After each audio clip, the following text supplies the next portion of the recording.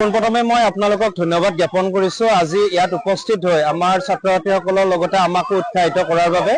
আজি আমাৰ বিদ্যালয় সপ্তাহৰ দ্বিতীয়টো দিন আৰু এটা আমাৰ প্লেনিং আছিলে যে ছাত্ৰ-ছাত্ৰীসকলৰ যি জোখমাখ বা ওজনৰ ধাৰণা লগতে সামাজিকীকৰণ কৰাৰ বাবে তেওঁলোকৰ দক্ষতা বৃদ্ধিৰ বাবে এটা অনুষ্ঠানৰ আয়োজন কৰা আৰু সঁচাকৈ আজি ভাল লাগিছে আমাৰ ছাত্ৰ-ছাত্ৰীসকলে যিখিনি তেওঁলোকৰ নিজাববীয়াকৈ যিখিনি আয়োজন কৰিছে লগতে আমাৰ ছাৰ বাইদেউসকলৰ সহযোগত আৰু যিখিনি আমাৰ স্থানীয় ৰাইজ প্ৰাক্তন ছাত্ৰ-ছাত্ৰী সকলোৰে সহযোগিতাত যি এটা অনুষ্ঠান আজি ইয়াতে গঢ়ি উঠিছে সঁচাই ভাল লাগিছে আৰু সকলোৰে সহায় সহযোগিতাত আশা কৰিছো আমাৰ যিটো আশা ছাত্ৰ-ছাত্ৰীসকলক লৈ তেওঁলোকৰ দক্ষতা বৃদ্ধিক লৈ এই আশাই এক সফল ৰূপায়ণ পাব আৰু ভৱিষ্যতেও ছাত্ৰ-ছাত্ৰীসকলে এনেদৰে অন্যান্য কাৰ্যসূচীবিলাকতো আগুৱাই যাব।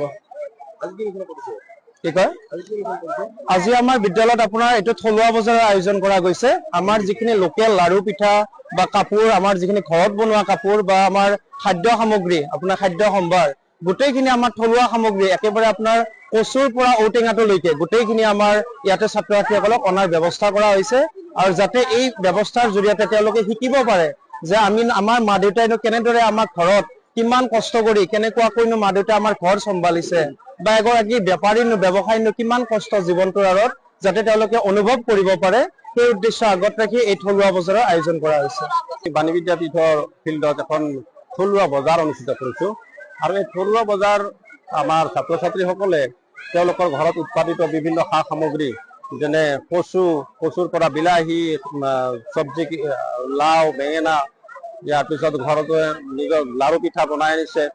আৰু বিভিন্ন ধৰণৰ ঘৰত বনোৱা কাপোৰ এইবিলাক আনি তেওঁলোকে দোকান পাতিছে আৰু ইয়াতে তেওঁলোকে এইখিনি কৰি তেওঁলোকৰ ওজনৰ বিষয়ে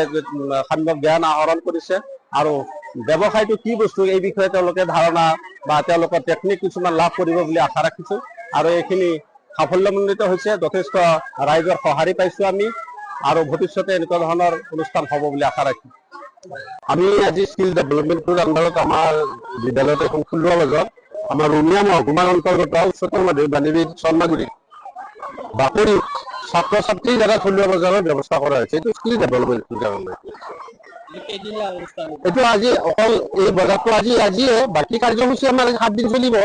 বিদ্যালয় সপ্তাহ বুলি এইটো এটা এদিনীয়া কাৰ্যসূচী ইয়াত ৰাখিছো। আমাৰ মাননীয় শিক্ষক মতলি আলী তেওঁ আমাৰ স্কিল ডেভেলপমেণ্টত লাগি আছে। তেওঁৰ অনুৰোধ মৰ্মে আমি এইটো ৰাখিছো আৰু সফল হোৱা বুলি ভাবিছো। আমাৰ থলুৱা বজাৰত বিভিন্ন থলুৱা বস্তু যেনে জাহাজী কল